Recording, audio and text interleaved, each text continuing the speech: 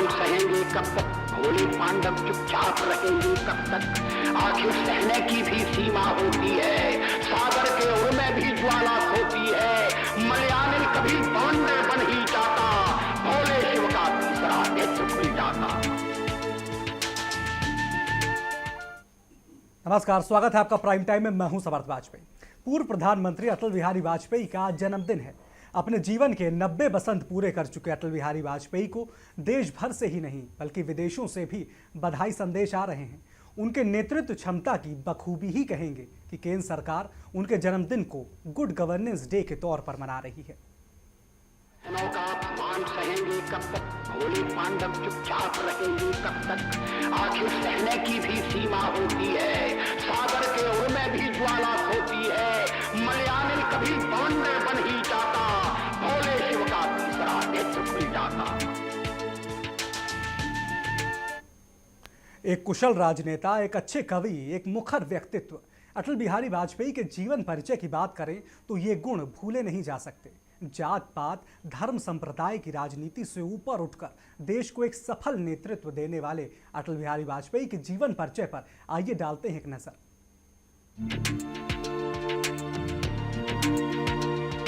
अटल बिहारी वाजपेयी देश के पूर्व प्रधानमंत्री और बीजेपी के ब्रह्मा।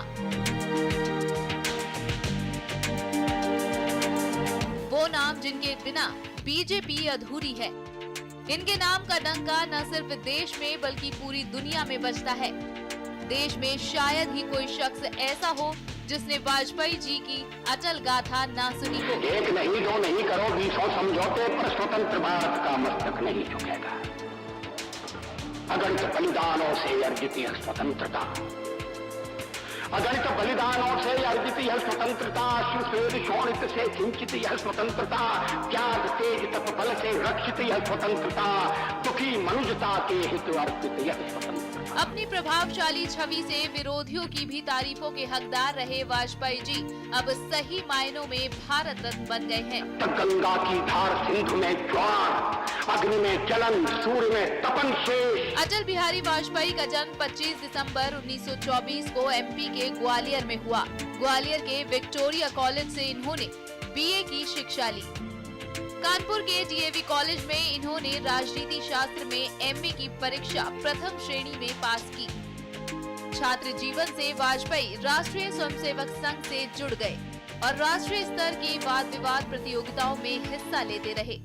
डॉक्टर श्यामा प्रसाद मुखर्जी और पंडित दीनदयाल उपाध्याय के निर्देशन में वाजपेयी जी ने राजनीति का पाठ पढ़ा। साथ ही साथ पाषाण्य, राष्ट्र धर्म, दैनिक स्वदेश और वीर अर्जुन जैसे पत्र पत्रिकाओं के संपादन का काम भी कुशलता पूर्वक करते रहे। अटल बिहारी वाजपेयी भारतीय जनसंघ की स्थापना करने वालों में से एक है और 1968 से 1973 तक उसके अध्यक्ष भी रहे। 1957 से 1977 तक जनता पार्टी की स्थापना तक वो 20 साल तक लगातार जनसंघ के संसदीय दल के नेता रहे। वाजपेयी मोरारजी देसाई की सरकार में 1977-1989 तक विदेश मंत्री रहे और विदेशों में भारत की छवि बनाई। 1980 में इन्होंने जनता पार्टी छोड़ दी और भारतीय जनता पार्टी की स्थापना में मदद की और इसके अध्यक्ष भी रहे। वाजपेयी 16 मई 1996 से 1 जून 1996 तक और फिर 19 मार्च 1998 से 22 मई 2004 तक भारत के प्रधानमंत्री रहे। वाजपेयी एनडीए सरकार के पहले प्रधानमंत्री थे जिन्होंने गैर कांग्रेसी प्रधानमंत्री पद के 5 साल बिना किसी समस्या के पूरे किए। उन्होंने 24 दलों के गठबंधन से सरकार बनाई थी जिसमें 81 मंत्री थे। कभी किसी दल ने आनाकानी नहीं की। इससे उनकी अद्भुत नेतृत्व क्षमता का पता चलता है। उन्होंने अपना जीवन राष्ट्रीय स्वयंसेवक संघ के प्रचारक के रूप में आजीवन अविवाहित रहने का संकल्प लेकर शुरू किया था और देश के सर्वोच्च पद पर पहुंचने तक उस संकल्प को पूरी निष्ठा से निभाया। प्रधानमंत्री के रूप में अटल जी का कार्यकाल बेहद यादगार रहा। भारत को परमाणु शक्ति संपन्न राष्ट्र बनाना, पाकिस्तान से संबंधों में सुधार की पहल, स्वर्णिम चतुर्भुज योजना और कारगिल युद्धों ने उन्हें एक सफल प्रधानमंत्री के रूप में स्थापित किया। अटल बिहारी वाजपेयी राजनीतिज्ञ होने के साथ साथ अच्छे कवि भी हैं। मेरी 51 कविताएं अटल जी का मशहूर काव्य संग्रह है। वाजपेयी जी को काव्य रचनाशीलता के गुण विरासत में मिले हैं। उनके पिता कृष्ण बिहारी वाजपेयी ग्वालियर रियासत में अपने समय के जाने माने कवि थे, जो ब्रज भाषा और खड़ी बोली में काव्य रचना करते थे। स्वास्थ्य ठीक नहीं होने की वजह से अटल बिहारी वाजपेयी फिलहाल राजनीति से संन्यास ले चुके हैं और नई दिल्ली में कृष्णा मेनन मार्ग स्थित सरकारी आवास में रहते हैं। Bureau report, reporter 24x7। Ganga की धार सिंधु में ज्वार, अग्नि में जलन, सूर्य में तपन शेष, स्वातंत्र समर की वेदी पर अर्पित होंगे अगणित जीवन यौवन शेष। अमेरिका क्या संसार भले ही हो विरुद्ध, कश्मीर पर भारत का ध्वज नहीं झुकेगा।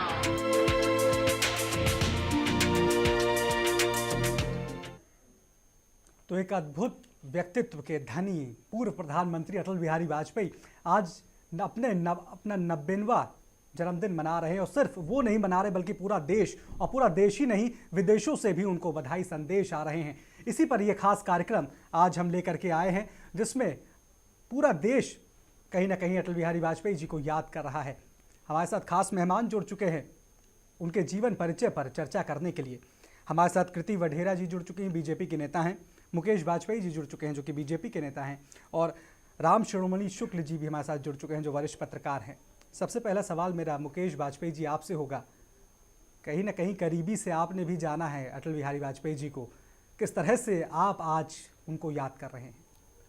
देखिए, वाजपेयी जी पूर्व प्रधानमंत्री, उनके बिना अगर भारतीय राजनीति की बात करें तो भारतीय राजनीति में वाजपेयी जी का योगदान किसी भी मायने में, चाहे विपक्ष के नेता के मायने में, चाहे एक मेंबर ऑफ पार्लियामेंट के मायने में, चाहे एक मंत्री के लिए नाते से या एक प्रधानमंत्री के नाते से, सारे विरोधियों को साथ लेकर विरोधियों तक के लिए सर्वमान्य नेता माने जाते हैं।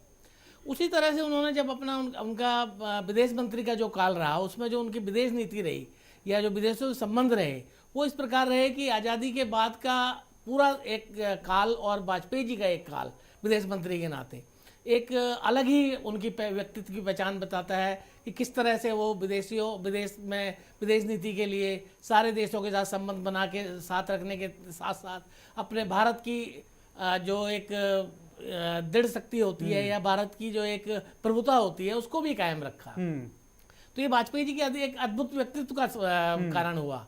इसी के साथ साथ जब वो विपक्ष में रहे या एमपी रहे, तब भी सत्ता पक्ष ने उनको कभी भी इग्नोर नहीं करा।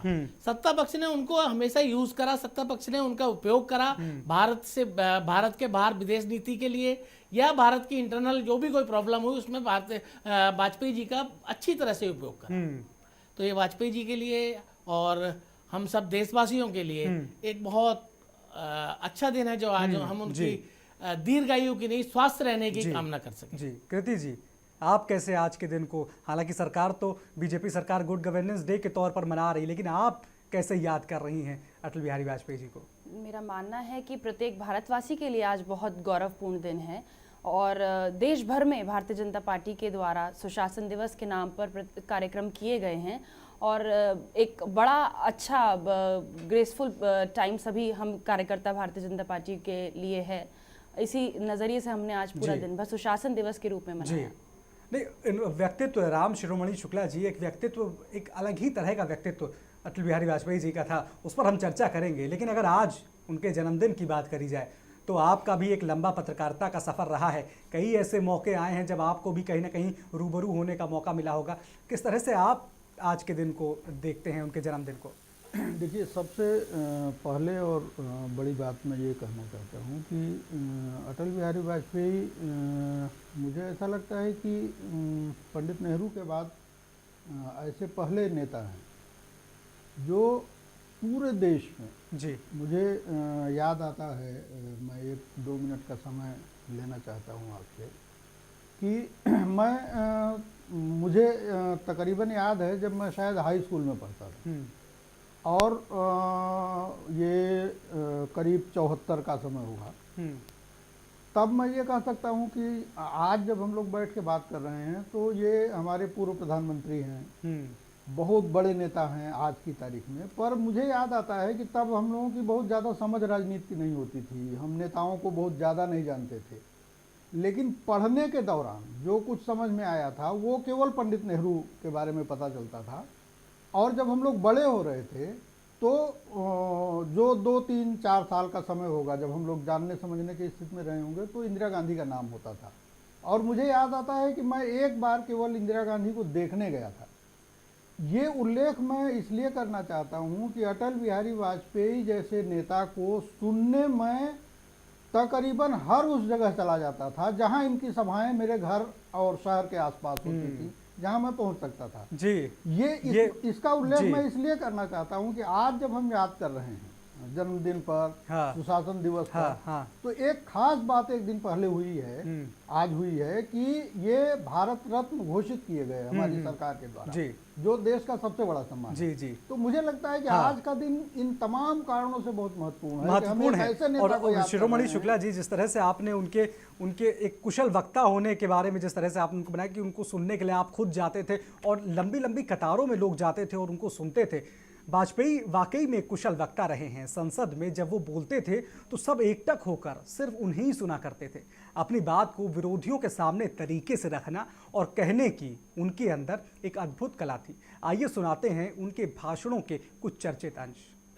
कुछ मामले ऐसे हैं जिन पर भी विचार करने की जरूरत है। हमारे खिलाफ सबसे बड़ा आरोप क्या है? हम सांप्रदायिक हैं, हम सेक्युलरवादी नहीं है। इसलिए सेक्युलरवाद के जितने भी रक्षक हैं, आओ इकट्ठे हो जाओ, लाठी डंडे संभाल लो और भाजपा को सत्ता से हटाओ। लोकतंत्र संख्या का खेल है और संख्या हमारे पक्ष में नहीं है।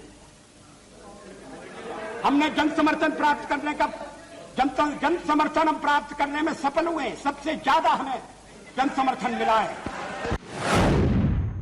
यहां श्री शरद पवार बैठे हैं। जब मेरे मित्र जसवंत सिंह जी भाषण कर रहे थे तो शरद पवार नहीं थे। वो जसवंत सिंह जी कह रहे थे कि किस तरह से शरद पवार ने अपनी पार्टी तोड़कर हमारे साथ सरकार बनाई थी, सत्ता के लिए बनाई थी या महाराष्ट्र के भले के लिए बनाई थी, ये अलग बात है, मगर उन्होंने अपनी पार्टी तोड़कर हमारे साथ सहयोग किया। मैंने तो ऐसा कुछ नहीं किया।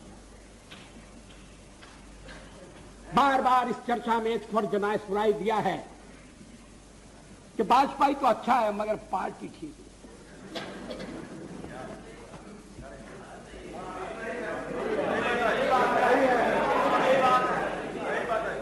अच्छा, तो अच्छे वाजपेयी का आप क्या करने का इरादा रखते हैं?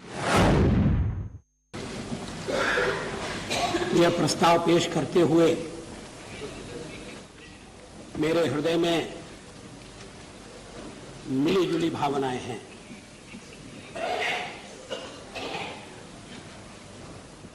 बस मेरा ध्यान 28 मई 1996 की ओर जाता है। उस दिन इसी सदन में इसी स्थान से मैंने उस समय की अपनी सरकार के लिए विश्वास मत की मांग की थी।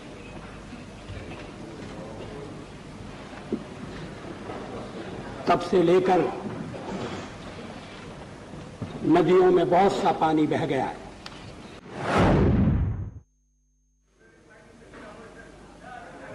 पंडित जवाहरलाल नेहरू के प्रति जिनकी आज पुण्यतिथि है, अपनी विनम्र श्रद्धांजलि अर्पित करना चाहूंगा।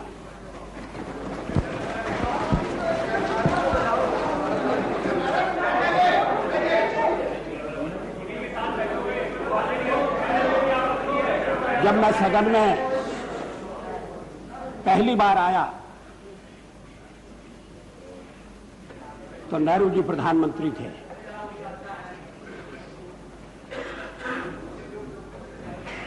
कई वर्ष मैंने उन्हें काम करते हुए देखा। मैं उधर बैठता था, अभी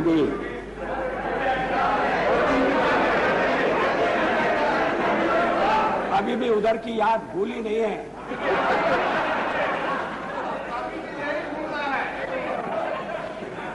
लेकिन मैं काफी पीछे बैठता था क्योंकि संख्या बहुत कम थी।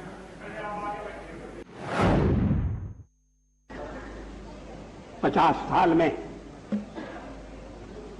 हमने प्रगति की है, इससे कोई इनकार नहीं कर सकता। चुनाव के दौरान वोट मांगते हुए, सरकार की नीतियों पर कठोर से कठोर प्रहार करते हुए, और पुरानी सरकार की नीतियों ने आलोचना करने के लिए लायक बहुत सामग्री थी। हर जगह मैंने ये कहा कि मैं उन लोगों में से नहीं हूं जो 50 वर्ष की उपलब्धियों पर पानी फेर दे। ऐसा करना देश के पुरुषार्थ पर पानी फेरना होगा। ऐसा करना देश के किसान के साथ अन्याय करना होगा, मजदूर के साथ जाति करनी होगी, आम आदमी के साथ भी वो अच्छा व्यवहार नहीं होगा। जो सवाल आज मन में उठता है और उठना चाहिए, आजादी को 50 साल होने आए, हम जयंती मनाने जा रहे हैं। आज देश की स्थिति क्या है? हम पिछड़ क्यों गए?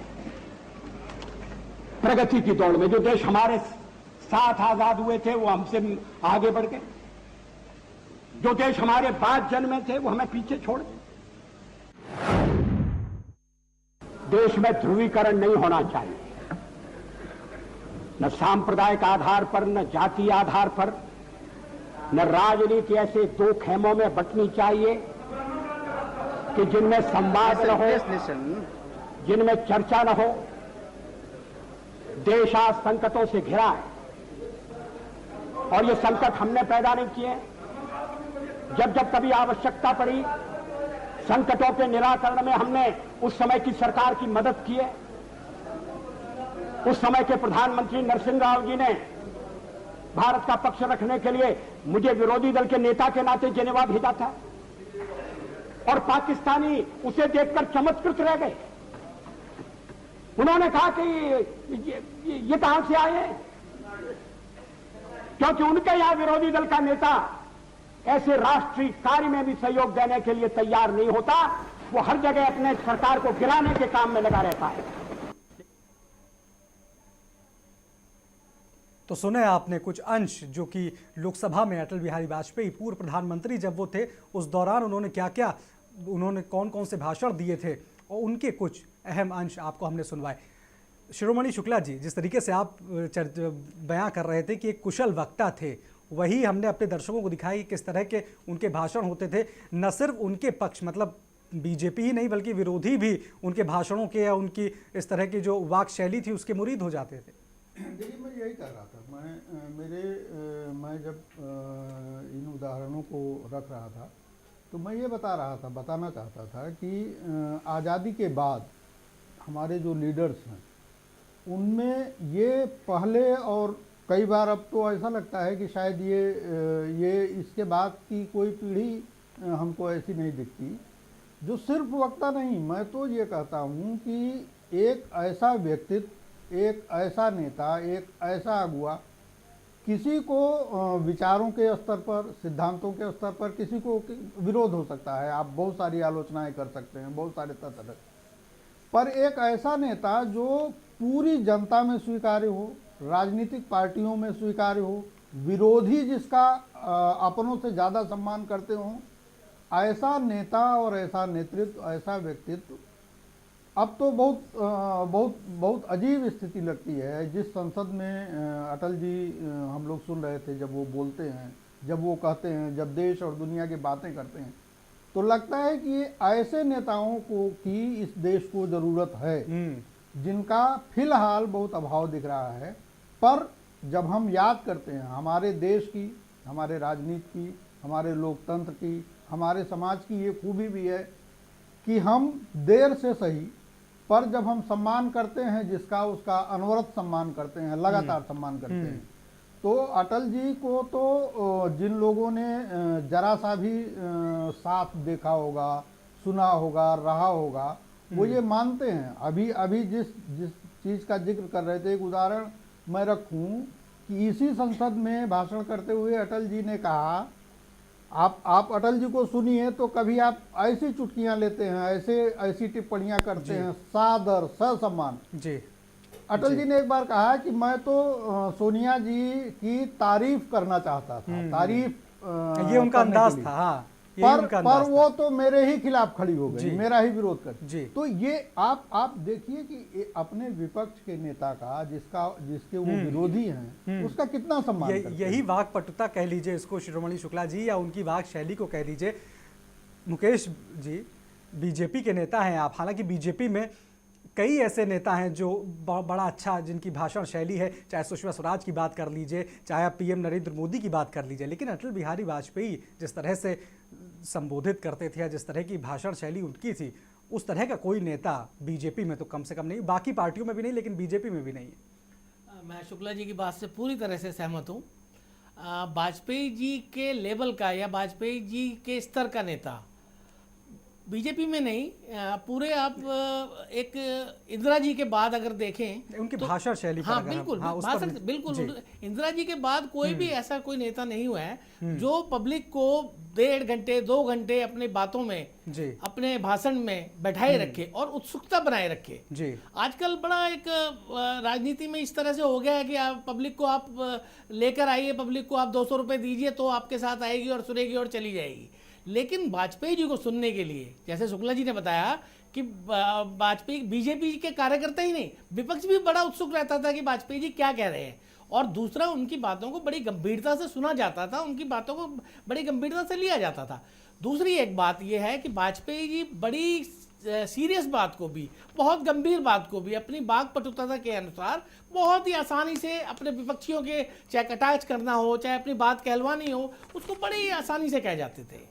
जी जी जी जी। इसी प्रकार से आप देखेंगे कि अब आज के टाइम की जो राजनीति है उसमें वाजपेयी जी के स्तर तो आप छोड़िए, राजनीति भी उस स्तर की नहीं है। गाली गलौज और इस तरह की भाषणबाजी, दोषारोपण, वाजपेयी जी ने कभी भी किसी को पर्सनल अटैक नहीं किया होगा। आप कितने भी भाषण उठा के देख लीजिए। जी कृति जी, हाँ मैं आऊँगा आपके पास।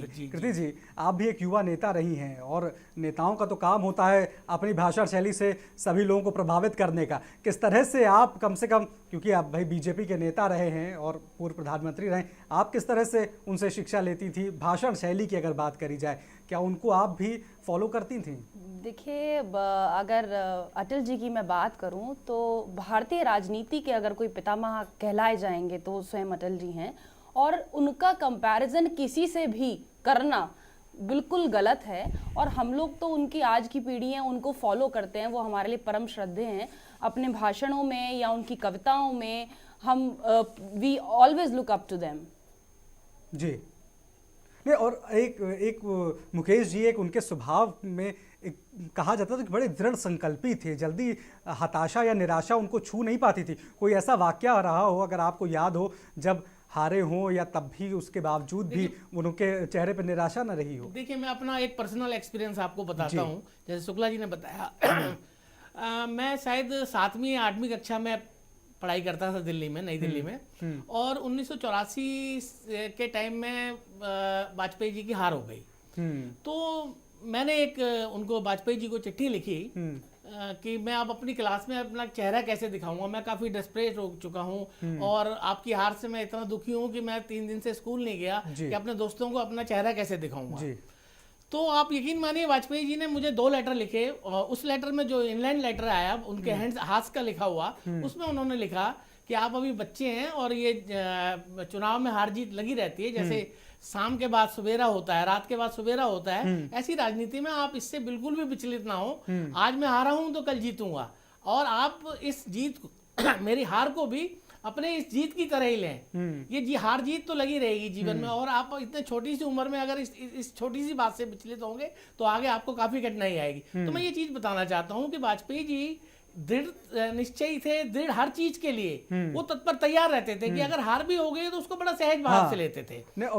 जी शिरोमणि शुक्ला जी, जब 2004 का चुनाव हारे थे, इंडिया शाइनिंग कैंपेन पूरा बीजेपी ने चलाया था, तब भी बीजेपी हार गई थी, तब वो सामने आए, उन्होंने कहा कि हाँ मेरे नाम पर चुनाव लड़ा गया है और अगर चुनाव पार्टी हारी है तो मैं हारा हूं, मेरी वजह से हारा हूं। आसान नहीं किसी नेता के लिए जाकर के, और आजकल की राजनीति में जब दोषारोपण चलता है, एक दूसरे को के ऊपर दोष मढ़े जाते हैं, तब इस तरह का कोई व्यक्तित्व निकल करके आए जो पूरी हार की जिम्मेदारी खुद नेता होने के नाते ले। इस तरह का उम्मीद सिर्फ अटल बिहारी वाजपेयी जी से ही की जा सकती थी। देखिए अटल जी, अभी जब हम लोग बात कर रहे हैं तो हम ये कह अटल जी ऐसे व्यक्ति हैं, ऐसे नेता हैं जिन्होंने न सिर्फ एक संगठन को बहुत आगे पहुंचाया, एक पार्टी का जन्म दिया और उस पार्टी को अपने व्यक्तिगत दम पर, आज जब हम बात करते हैं कि नरेंद्र मोदी प्रधानमंत्री हमारे, उन्होंने पूरा कैंपेन चलाया और वो पूरा बहुमत की सरकार ले आए और प्रधानमंत्री बने। आज की परिस्थितियों और अटल जी की परिस्थितियों में अगर आप देखें तो आप पाएंगे कि 1 सीट 2 सीट से शुरू करके पार्टी बनाना और फिर उसको सत्ता तक पहुंचाना, ये अटल जी के नेतृत्व की अपने कार्यकर्ता की जो हैसियत होती है, जो कमिटमेंट है अपने विचारधारा के प्रति और अपने संगठन के प्रति, ये सारी चीजें ये बताती है। देखिए, चुनाव हारना और चुनाव जीतना ये लोकतंत्र में होता है, ये कोई ऐसी बात नहीं है, लेकिन इनके दिमाग में ये बात थी कि हमें अपने संगठन को, अपनी पार्टी को वहां तक पहुंचाना है। और आज जब हम बात कर रहे हैं तो इसमें अटल जी का बहुत बड़ा योगदान है। इतनी स्वीकार्यता, तब तो अटल जी को सांप्रदायिकता पर लड़ना पड़ रहा है। लड़ना पड़ा। तो यही तमाम चीजें थी जो कि उनके मजबूत व्यक्तित्व को बयां करती थी। एक छोटे से ब्रेक ले रुक रहे हैं, लेकिन राजनीति के अलावा भी अटल बिहारी वाजपेयी का एक और जीवन था। राजनीति के अलावा भी उनकी एक दुनिया थी। वो अपनी इस निजी दुनिया में एक बहुत अच्छे कवि थे। उनके किस तरह के कवि थे और कौन कौन सी उनकी कविताएं थीं जो मशहूर हुई थी, इस पर भी हम चर्चा करेंगे और आपको दिखाएंगे उन कविताओं के भी अंश, लेकिन एक छोटे से ब्रेक के बाद। अपमान सहेंगे कब तक, भोले पांडव चुपचाप रहेंगे कब तक, आखिर सहने की भी सीमा होती है, सागर के ओर में भी ज्वाला होती है, मलयानिल कभी बांध